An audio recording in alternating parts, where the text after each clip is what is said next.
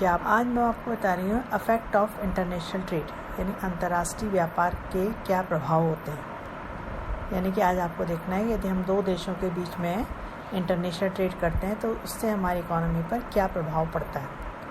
तो सबसे पहले तो क्या होता है, जब दो देशों के बीच में आपका व्यापार होता है तो सबसे पहला अफेक्ट तो यह है इक्वलाइजेशन ऑफ फैक्टर प्राइस। सबसे पहला आपका प्रभाव ये होता है इक्वलाइजेशन ऑफ फैक्टर प्राइस, यानी कि उत्पत्ति के साधनों की कीमतों में समानता। यानी कि जब दो देशों के बीच में आपका व्यापार होता है तो क्या होता है कि दोनों देशों में जो फैक्टर्स ऑफ प्रोडक्शन हैं उनकी प्राइस कैसे हो जाती है, वह आपकी समान हो जाती है। फैक्टर्स ऑफ प्रोडक्शन किससे कहते हैं, ये आपको मालूम है कि आपके भूमि, पूंजी, श्रम, संगठन और साहस, यानी कि आपका लेबर है, कैपिटल है आपका इसके अंतर्गत, और क्या नाम चाहिए लैंड है आपका, तो और मैनेजमेंट है। इन सब के मूल्य कैसे हो जाते हैं, वह आपके लगभग आपके समान हो जाते हैं। कब? जबकि दो देशों के बीच में आपका इंटरनेशनल ट्रेड होता है। तो इस संबंध में आपके दो विचार हैं। एक विचार है आपका ओलिन का, जो आपके मॉडर्न अर्थशास्त्री हैं, जो आपके आधुनिक अर्थशास्त्री हैं, तो OHLIN ओलिन, और दूसरे हैं आपके सैमुएल्सन। तो ओलिन तो कहते हैं कि जब दो देशों के बीच में आपका इंटरनेशनल ट्रेड होता है कि तो दो देशों के बीच में साधनों के मूल्य यानी फैक्टर्स ऑफ प्रोडक्शन के प्राइस वो आपके इक्वल नहीं होते, ओलिन कहते हैं। परंतु जो सैमुएल्सन है वो कहते हैं कि दो देशों के बीच में जब आपका व्यापार होता है तो दोनों देशों के बीच में साधनों के मूल्यों में समान रहने की एक टेंडेंसी रहती है, यानी कि एक प्रवृत्ति आपकी बनी रहती है। तो कहते हैं दो देशों के बीच में जब आपके व्यापार होता है तो दोनों देशों के बीच में आपके मूल्य कैसे हो जाते हैं, आपके एक से हो जाते हैं। तो इस संबंध में एक एग्जांपल मैं आपके सामने दे रही हूँ। मान लीजिए आपके सामने दो देश हैं, दो देश में मैं आपके सामने एक एग्जांपल ले रही हूँ। मान लो भारत और अमेरिका है। तो भारत में आपको मालूम है क्या ज़्यादा है, आपका लेबर ज़्यादा है, यानी हमारे यहाँ पॉपुलेशन ज़्यादा है। तो यही वजह है कि हमारे यहाँ वेजेस रेट कैसी है, वो आपकी कम है। और अमेरिका जो है वह आपका पूंजी प्रधान देश है, वहाँ पर पूंजी आपकी ज़्यादा है। यानी भारत और अमेरिका यदि आपके व्यापार करते हैं तो भारत के लिए ये फ़ायदेमंद होगा कि वो क्या करे कि लेबर डोमिनेटिंग, यानी उन वस्तुओं का उत्पादन करे जिसमें कि श्रम का प्रयोग आपका ज़्यादा होता है, क्योंकि हमारे यहाँ श्रम सस्ता है और अमेरिका में श्रम कैसा है, वो आपका महंगा है। और अमेरिका के लिए फ़ायदेमंद होगा कि वो क्या करे, पूंजी प्रधान वस्तुओं का आपका उत्पादन करे, क्योंकि वहाँ पूंजी आपकी सस्ती है, और फिर हम दोनों क्या कर लें, आपका व्यापार कर लें। तो क्या होगा कि जैसे ही हम श्रम प्रधान वस्तुओं का उत्पादन करेंगे और अपने यहाँ बनने वाली वस्तुओं को अमेरिका को निर्यात करेंगे तो हमारे यहाँ लेबर की डिमांड आपकी बढ़ेगी। आपकी लेबर की डिमांड इसलिए बढ़ेगी क्योंकि हम लेबर डोमिनेटिंग वस्तुओं का आप निर्यात कर रहे हैं। तो इसका मतलब है जब लेबर की डिमांड बढ़ेगी तो लेबर की वेजेस भी कैसी होंगी, आपकी बढ़ जाएंगी। और जो अमेरिका है वहाँ पर आपकी पूंजी की डिमांड आपकी वो पूंजी डोमिनेटिंग आपकी कंट्री है। तो जैसे ही हम क्या करेंगे कि पूंजी प्रधान वस्तुओं को अमेरिका से अपने यहाँ आयात करेंगे तो वहाँ पूंजी की डिमांड बढ़ेगी और पूंजी की कीमतें भी कैसे हो जाएंगी कि वह आपकी जो है अधिक मात्रा में आपके बढ़ेंगी, जबकि वहाँ पर अभी कम है। तो दोनों देशों में मूल्य लगभग कैसे हो जाएंगे, आपके समान होंगे। हम ये नहीं कह सकते कि दोनों देशों में मूल्य बिल्कुल समान हो जाएंगे। अमेरिका में और भारत में मूल्य एकदम समान नहीं होंगे, लगभग कहना चाहिए थोड़ी बहुत मात्रा में आपके समान हो जाएंगे, क्योंकि यदि दोनों देशों के बीच में आपके मूल्य समान हो जाएंगे, प्राइस आपकी इक्वल हो जाएंगी, आपके वेजेस दोनों देशों में एक सी हो जाएंगी, दोनों देशों में आपके पूंजी की कीमत एक सी हो जाएगी कैपिटल की, तो व्यापार ही नहीं होगा। तो कहते हैं कि आपका ओलिन कहते हैं कि यदि दोनों देशों के बीच में आपका मूल्य समान हो जाएगा तो दोनों देशों के बीच में आपका व्यापार नहीं होगा। तो आप कह सकते हो कि इंटरनेशनल ट्रेड का एक इफेक्ट ये होता है कि इक्वलाइजेशन ऑफ फैक्टर प्राइस, यानी कि मूल्यों में लगभग कैसे जाती है, वो आपकी समानता आ जाती है। किससे? अंतर्राष्ट्रीय व्यापार को करने से। तो सबसे पहला इफेक्ट तो ये होता है कि दोनों देशों में मूल्य लगभग कैसे हो जाते हैं, वो आपके इक्वल हो जाते हैं। और दूसरा इफेक्ट ये होता है कि आपके जो है वो फैक्ट जो आपकी वस्तुओं की प्राइस है, यानी कि कमोडिटीज़ प्राइस भी कैसे हो जाती है, वो आपकी इक्वल हो जाती है। यानी कि इक्वलाइजेशन ऑफ कमोडिटी प्राइस, यानी कि वस्तुओं और सेवाओं के मूल्य भी कैसे हो जाते हैं, वह आपके लगभग आपके समान हो जाते हैं। कब? जबकि दो देशों के बीच में आपका अंतर्राष्ट्रीय व्यापार होता है। परंतु ये तभी संभव होता है, ये तभी आपका कहना चाहिए पॉसिबल है, जबकि दो देशों के बीच में व्यापार कैसा हो, फ्री हो, यानी दो देशों के बीच में आपका स्वतंत्र व्यापार हो, और क्या हो, आपके परफेक्ट कंपटीशन हो, पूर्ण प्रतियोगिता हो, और क्या हो कि एक्सपोर्ट और इंपोर्ट पर, आयात और निर्यात पर किसी भी प्रकार का कोई रिस्ट्रिक्शन ना हो, और साथ ही क्या हो कि ट्रांसपोर्ट कॉस्ट यानी कि परिवहन लागत कैसी हो वो आपकी ना हो। तो क्या होगा, यदि दोनों देशों के बीच में आपका व्यापार होगा, आपका एक्सपोर्ट और इंपोर्ट होगा, तो दोनों देशों में वस्तुओं के मूल्य कैसे हो जाएंगे, वे आपके समान हो जाएंगे, इक्वल हो जाएंगे। तो इंटरनेशनल ट्रेड का एक दूसरा इफेक्ट आपका ये होता है कि दो देशों में वस्तुओं के मूल्य कैसे हो जाएंगे, वे आपके समान इक्वल हो जाएंगे, परंतु तभी होगा जबकि दो देशों के बीच में आपका फ्री ट्रेड होगा। परंतु आज के समय में ये देखा जाता है कि दो देशों के बीच में का आपका फ्री ट्रेड नहीं है, यानी हर देश क्या करता है, दूसरे देश से आने वाली वस्तु पर आपका टैरिफ लगाता है, यानी तटकर लगाता है। तो आज ये देखा गया है कि दो देशों में वस्तुओं के मूल्य में उतना अंतर होगा जितनी मात्रा में आपका क्या हो, गवर्नमेंट के द्वारा तटकर या टैरिफ आपका लगाया जाता है। तो फिर भी इंटरनेशनल ट्रेड से एक फ़ायदा ये होता है कि वस्तुओं के मूल्य कैसे हो जाते हैं, वो आपके बराबर हो जाते हैं। दूसरा इफेक्ट तो आपका ये होता है। तीसरा इफेक्ट क्या होता है कि इंटरनेशनल ट्रेड यदि आप करते हैं तो उससे जो होता है आपके फैक्टर्स ऑफ प्रोडक्शन यानी उत्पत्ति के जो साधन हैं उनकी डिमांड एंड सप्लाई पर जो आपका अफेक्ट पड़ता है। जब हम इंटरनेशनल ट्रेड करते हैं तो क्या होता है कि फैक्टर्स ऑफ प्रोडक्शन की डिमांड एंड सप्लाई पर आपका अफेक्ट पड़ता है, यानी कि क्या होता है हमारे यहाँ जो प्रचुर मात्रा में या अधिक मात्रा में या हमारे पास वो फैक्टर्स जो कि बहुत अधिक मात्रा में हमारे पास उपलब्ध हैं उनकी विदेशों में मांग होने लगती है। जो फैक्टर्स ऑफ प्रोडक्शन हमारे पास ज़्यादा हैं उनकी विदेशों में मांग होने लगती है।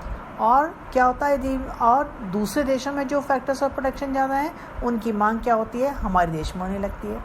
तो जब किसी चीज़ की, किसी साधन की मांग आपकी बढ़ती है, डिमांड बढ़ती है, तो नेचुरली क्या होता है उसकी सप्लाई भी बढ़ जाती है। तो आप कह सकते हो कि इंटरनेशनल ट्रेड का एक आपका इफेक्ट ये भी होता है कि डिमांड एंड सप्लाई पर आपका प्रभाव पड़ता है। किसकी डिमांड एंड सप्लाई पर, साधनों की, यानी कि साधनों की मांग और पूर्ति भी आपकी इंटरनेशनल ट्रेड से आपकी प्रभावित होती है। तीसरा इफेक्ट तो आपका ये पड़ता है इंटरनेशनल ट्रेड का। नेक्स्ट क्या होता है कि इंटरनेशनल ट्रेड से आपकी क्वालिटेटिव इम्प्रूवमेंट हो जाता है, किसके, लेबर और कैपिटल के, यानी कि qualitative improvement in labour and capital, यानी श्रम और पूंजी की जो क्वालिटी है उसमें गुणात्मक सुधार हो जाता है। नेक्स्ट इफेक्ट क्या पड़ता है इंटरनेशनल ट्रेड का कि श्रम और पूंजी में गुणात्मक सुधार हो जाता है, यानी कि qualitative improvement in labour and capital. तो ओलिन कहते हैं कि अंतर्राष्ट्रीय व्यापार से लोगों के गुणों में परिवर्तन ला देता है, यानी कि इंटरनेशनल ट्रेड क्या करता है कि लोगों की क्वालिटी में परिवर्तन ला देता है। वो उनको क्या करता है, नई नई वस्तुओं का उपभोग करने की उनको प्रेरित करता है, यानी कि उनको नई नई वस्तुओं का उपभोग करने के लिए और पुरानी वस्तुओं को नई तरीके से उपभोग करने के लिए उनको प्रेरणा देता है, शिक्षा देता है। यानी कि अभी तक तो हम उन्हीं वस्तुओं का कंज्यूम कर रहे थे जिन वस्तुओं को हमारे देश में प्रोडक्शन हो रहा था, परंतु जब इंटरनेशनल ट्रेड होने लगता है तो ओलिन कहते हैं कि अंतर्राष्ट्रीय व्यापार से क्या होता है कि हम ऐसी वस्तुओं का भी उपभोग करने लग जाते हैं, कंजम्पशन करने लग जाते हैं जिन वस्तुओं का प्रोडक्शन हमारे यहाँ नहीं हो रहा था। तो कहते हैं पुरानी वस्तुओं को नए तरीके से उपभोग करना या नए नए कंज्यूमर गुड्स का उपभोग करना किसके माध्यम से होता है, इंटरनेशनल ट्रेड के माध्यम से। इसके अलावा इंटरनेशनल ट्रेड से क्या होता है, हमको दूसरी कंट्री से टेक्निकल नॉलेज भी मिलती है, यानी तकनीकी ज्ञान भी आपको मिलेगा। नेक्स्ट क्या होगा कि जो श्रमिक आपका कुशल है यानी जो एफिशिएंट है उसको और अधिक मात्रा में एफिशिएंट बनाने का प्रयास इंटरनेशनल ट्रेड से आपका होता है। और नेक्स्ट क्या है कि जो श्रमिक आपके कुशल नहीं हैं, अकुशल हैं, यानी कि आपके काम करने के योग्य नहीं हैं, उनको क्या होता है इंटरनेशनल ट्रेड से उनको अधिक मात्रा में शिक्षित किया जा सकता है, दूसरे देशों में आपको ट्रेनिंग करने के लिए उनको भेजा जा सकता है, उनके स्तर में परिवर्तन लाया जा सकता है। इसके अलावा क्या होता है कि व्यापार जो होता है पूंजी और श्रम के उपयोग किस प्रकार से किया जाए, किस प्रकार से लेबर को कौन से क्षेत्रों में आपको इन्वेस्ट किया जाए जिससे कि अधिक से अधिक मात्रा में आपका उत्पादन हो, और पूंजी का किस प्रकार से उपयोग किया जाए, इस बारे में भी हमारी इकोनॉमी में आपका परिवर्तन लाने का काम करता है। तो इंटरनेशनल जो आपका इंटरनेशनल ट्रेड है वो क्या करता है, श्रम व पूंजी में गुणात्मक सुधार भी लाता है, यानी qualitative improvement in labour and capital, यानी लोगों के गुणों में आपका परिवर्तन कर देता है। कौन, आपका इंटरनेशनल ट्रेड। और साथ ही क्या होता है कि इंटरनेशनल ट्रेड से एक अफेक्ट ये भी होता है कि इकोनॉमी में जो आपका कुल उत्पादन में वृद्धि हो जाती है, यानी टोटल प्रोडक्शन आपका बढ़ जाता है, यानी कि increase in the total production, यानी कुल उत्पादन में आपकी वृद्धि हो जाती है। क्यों हो जाती है इंटरनेशनल ट्रेड करने से? क्योंकि आपने देखा होगा कि साधनों का मूल्य जो है, यानी फैक्टर्स ऑफ प्रोडक्शन की प्राइस जो है उनकी प्रोडक्टिविटी से तय होती है। फैक्टर्स और प्रोडक्शन की जो कीमत है वो उनकी उत्पादकता से तय होती है, यानी जो साधन जितने अधिक मात्रा में उत्पादक होगा, जितने अधिक मात्रा में प्रोडक्शन करेगा, उसका मूल्य उतना ही अधिक मात्रा में होगा। तो अंतर्राष्ट्रीय व्यापार से क्या होता है कि जो आपके पास फैक्टर्स और प्रोडक्शन है, जो हमारे देश में फैक्टर्स और प्रोडक्शन है, उनका क्या होता है मितव्ययता से, यानी कि उसको इकोनॉमिक रूप से आपका प्रयोग किया जाता है, जिससे क्या होता है कि उनकी प्रोडक्टिविटी बढ़ जाती है, यानी कि उनकी उत्पादकता कैसी होगी, आपकी बढ़ेगी।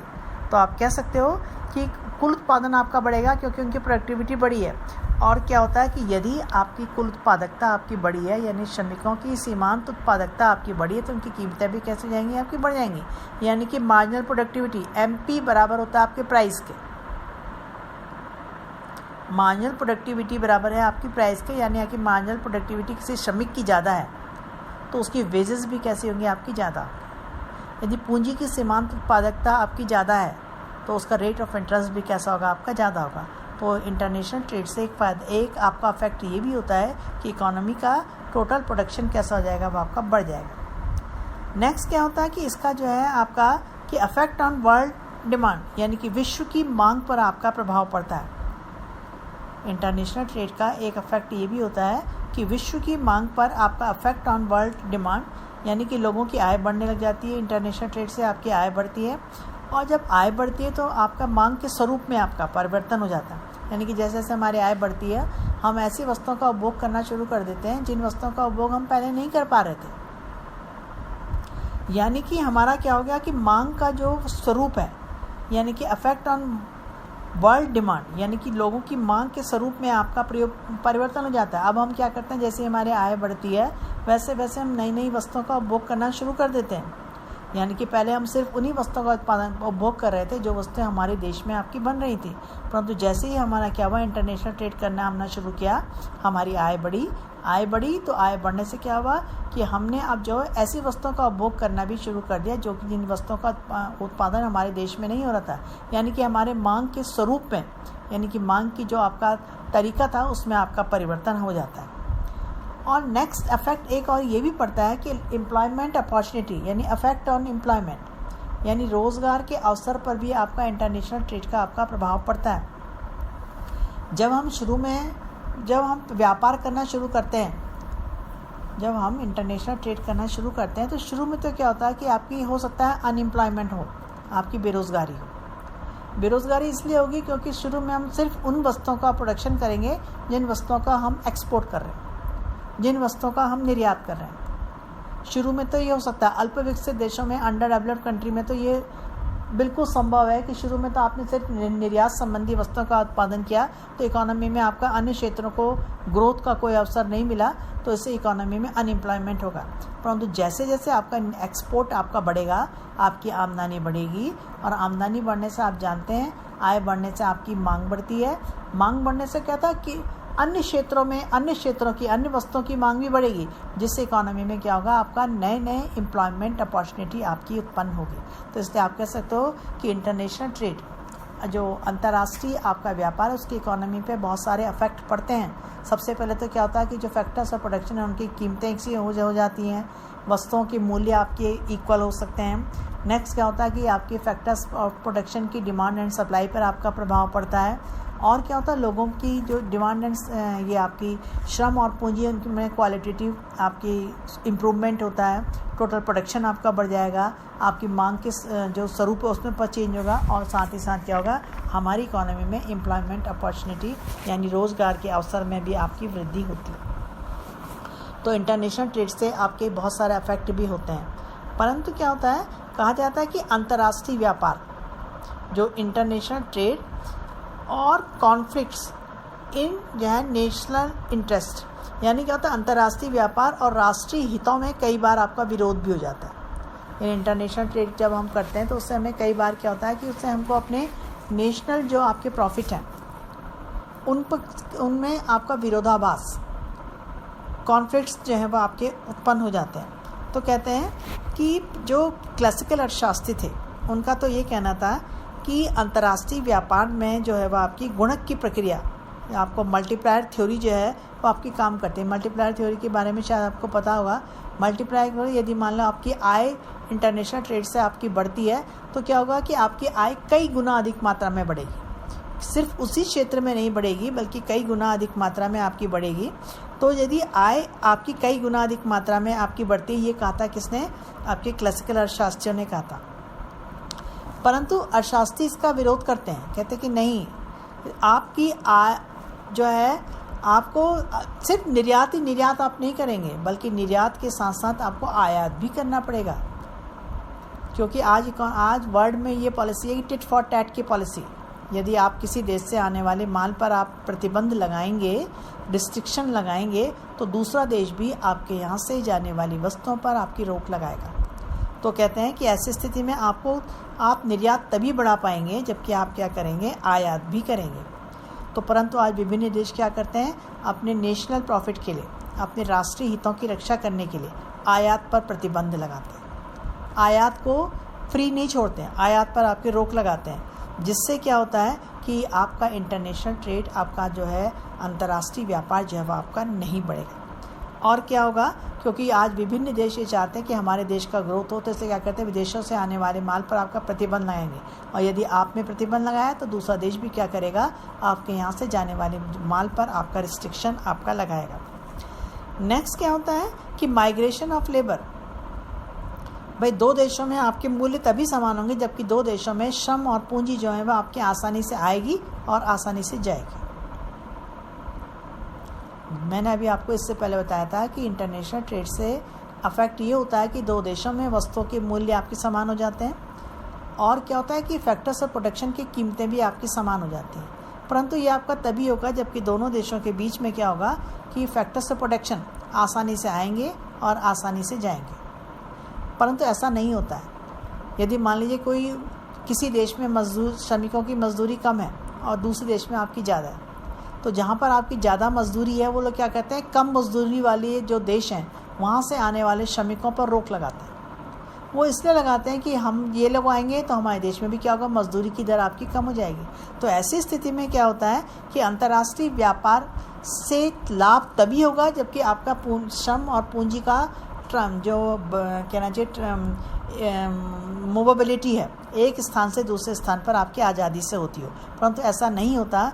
तो इसलिए क्या होता है, क्योंकि विभिन्न देश ये चाहते हैं कि वो अंतर्राष्ट्रीय व्यापार से लाभ के स्थान पर अपने लाभों को, यानी अपने देश के लाभ को अधिक मात्रा में ध्यान देते हैं, और क्या करते हैं? कम मजदूरी वाले देश से या कम इंटरेस्ट वाले देश से अपने देश में पूंजी आने पर रोक लगाते हैं, क्योंकि उनको इस बात का भय होता है कि यदि कम मजदूरी वाले देश से श्रमिक हमारे यहाँ आएगा तो हमारे यहाँ के श्रमिकों की मजदूरी भी कैसे हो जाएगी? आपकी कम हो जाएगी।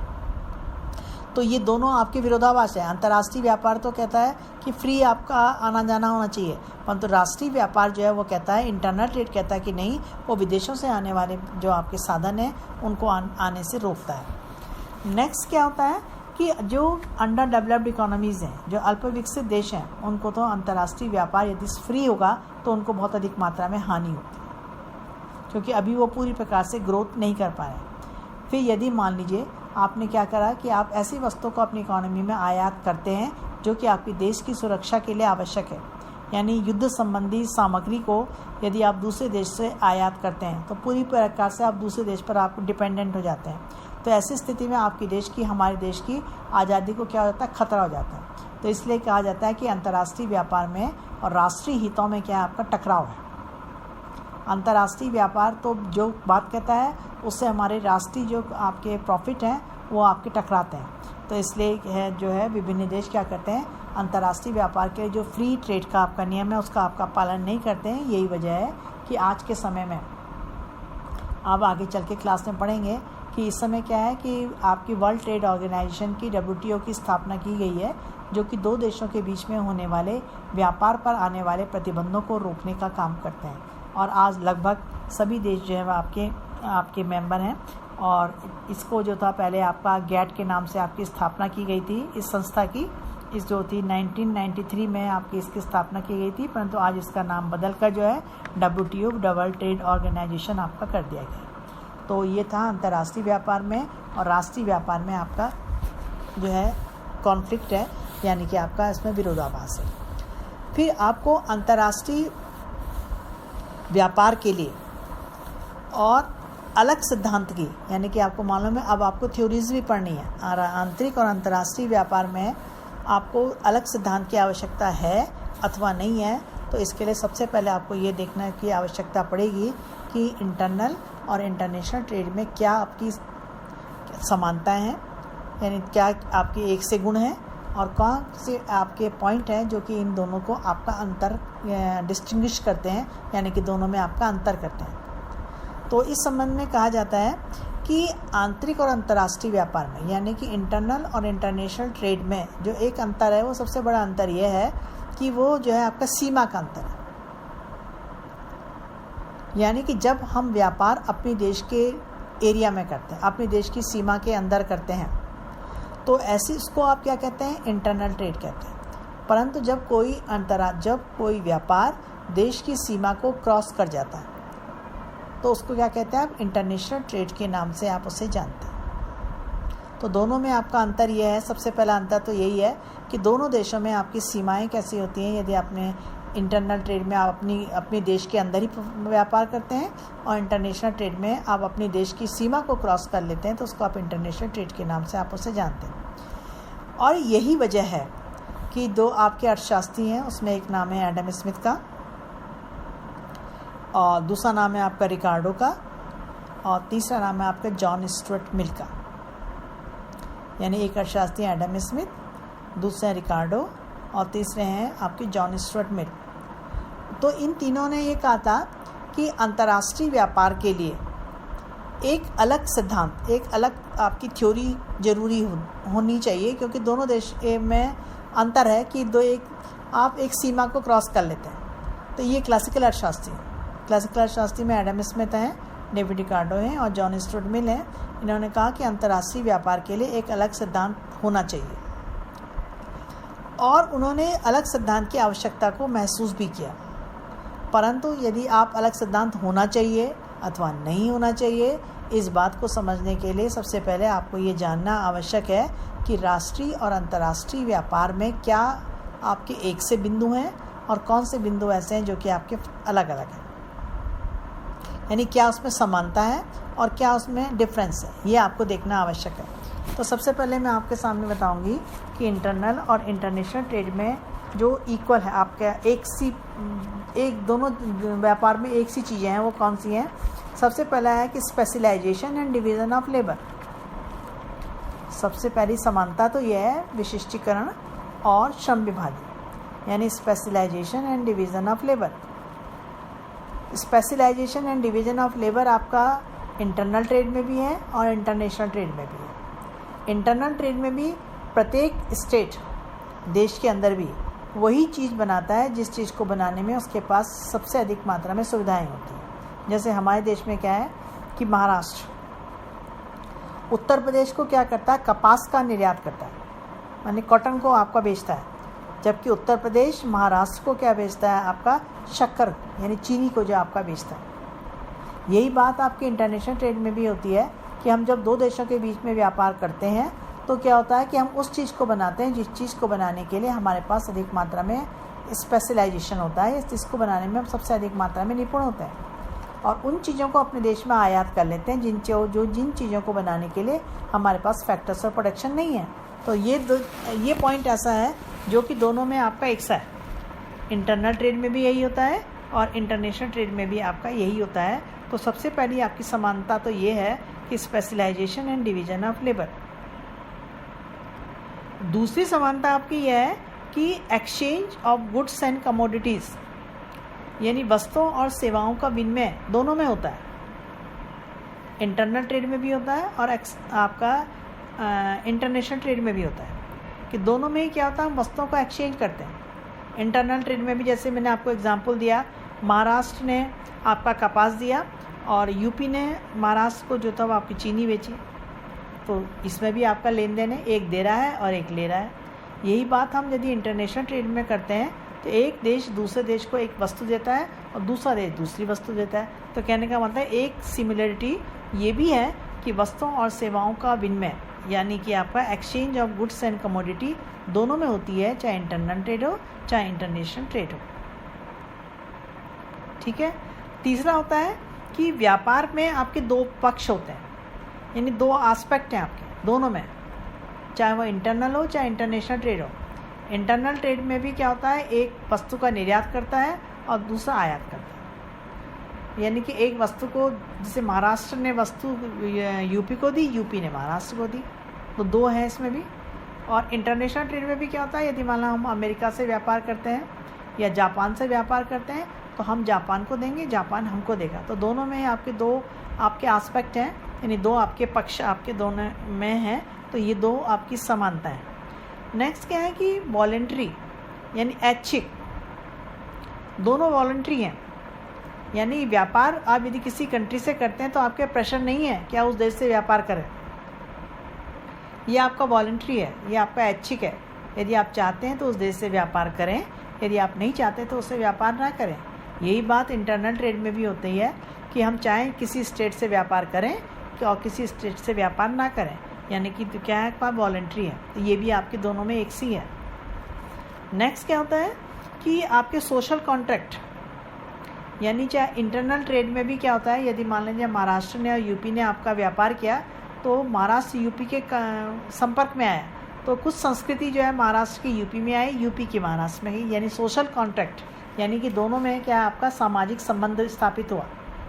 यही बात आपके इंटरनेशनल ट्रेड में भी होती है। यदि मान लीजिए हम किसी डेवलप्ड कंट्री से करते हैं या हम किसी अपने नज़दीकी पड़ोसी जैसे कहते हैं, मान लो हम नेपाल से हमने व्यापार किया तो नेपाल की कुछ संस्कृति से हम परिचित हुए और नेपाल हमारी संस्कृति से आपका परिचित हुआ। तो कहना चाहिए कि ये वो पॉइंट्स हैं जो कि इंटरनल और इंटरनेशनल ट्रेड में कैसे होते हैं, आपके एक से होते हैं। ठीक है। तो सबसे पहले मैंने बताया कि आपको व्यापार के लिए अलग सिद्धांत होना चाहिए अथवा नहीं होना चाहिए। इससे पहले आपको समानता देखनी है, फिर क्या देखनी है, आपने असमानता देखनी है। तो नेक्स्ट जो है अब पॉइंट आप वो देखेंगे कि आप दोनों देशों में आपका क्या आपका अंतर है, यानी कि डिफरेंस जो है वो आपका इंटरनल और इंटरनेशनल ट्रेड, यानी दोनों देशों में। दूसरा, एक तो आपने समानता देख ली, दूसरा आप देखेंगे कि इंटरनल और इंटरनेशनल ट्रेड में आपकी क्या असमानता है, क्या डिफरेंस है। ठीक है ना। तो सबसे पहले तो कहा जाता है कि साधनों की गतिशीलता का अभाव, यानी कि immobility of factors of production, यानी कि अपने देश में तो आप पूरी प्रकार से मोबाइल हैं, साधन अपने देश में पूरी प्रकार से मोबाइल होते हैं, परंतु यदि आप क्या करते हैं दूसरे देश में आप पूरी प्रकार से मोबाइल नहीं होते। सबसे पहला अंतर तो यही है कि फैक्टर्स ऑफ प्रोडक्शन, यदि मान लीजिए भारत ही है, आप यहाँ से कश्मीर से आप कन्याकुमारी में या किसी भी स्टेट में आसानी से आते हैं, आसानी से जाते हैं, आपके पास कोई रिस्ट्रिक्शन नहीं है। इसका कारण यह है कि लगभग, पूरा तो नहीं कहा सकता क्योंकि लगभग क्या होता है, हमारे रहन सहन का स्तर क्या ऐसा है वो आपका एक सा होता है। तो हम लोग क्या कहते हैं आसानी से चले जाते हैं। परंतु यदि अभी हमसे कहा जाए कि आप दूसरी कंट्री में जाकर आप मजदूरी करें तो हो सकता है कि हम एक बार को सोचेंगे कि हम जाएं कि न जाएं। तो हो सकता है कि हम में गतिहीनता है, पूरी प्रकार से मोबाइल नहीं है। अपने देश में हम पूरी प्रकार से मोबाइल हैं और तो दूसरे देश में आपके पूरी प्रकार से मोबाइल नहीं होते हैं। तो इसलिए कहा था इसके कई कारण होते हैं। एक तो रहन सहन के स्तर में अंतर है, दूसरा क्या रीति रिवाज हमारे बिल्कुल अलग हैं, तीसरा क्या कि माइग्रेशन लॉ आपके अलग अलग होते हैं, हमारे कंट्री में अलग है, उनके कंट्री में अलग है। तो इसलिए श्रमिक आसानी से ना तो जाता है ना आता है। नेक्स्ट क्या होता है, पूंजी भी। हाँ, अपने देश में आप किसी भी जगह पर आप पूंजी को इन्वेस्ट करने के लिए तैयार हो जाते हैं, परंतु यदि आपसे कहा जाए कि आप अपनी पूंजी को जो है जापान में जाके इन्वेस्ट कीजिए या यूएस में जाके आप इन्वेस्ट कीजिए, तो क्या होता है कि दोनों देशों में इस बात की ये संभावना बनी रहती है, पता नहीं हम पैसा इन्वेस्ट कर रहे हैं कि लौट के भी आएगा अथवा नहीं आएगा, क्योंकि दोनों देशों के कानून कैसे हैं आपके अलग अलग हैं। तो सबसे पहला जो अंतर है इंटरनल और इंटरनेशनल ट्रेड में वो ये है कि साधनों की गतिशीलता अपने देश में पूरी प्रकार से मोबाइल होते हैं, परंतु दो देशों के बीच में साधन फैक्टर्स ऑफ प्रोडक्शन पूरी प्रकार से मोबाइल नहीं होते हैं, जो कि इंटरनल और इंटरनेशनल ट्रेड में आपका अंतर करता है। ठीक है, तो पहला तो अंतर आपका ही है। नेक्स्ट फिर मैं आपको कल बताऊंगी। नेक्स्ट जो आपके पॉइंट्स ये हैं, तो ये आप इसको पढ़ लीजिएगा। तो नेक्स्ट मैं इसी के आगे बताऊंगी डिफरेंस बिटवीन इंटरनल और इंटरनेशनल ट्रेड, तो ये मैं आपको कल बताऊंगी। ठीक है, थैंक यू।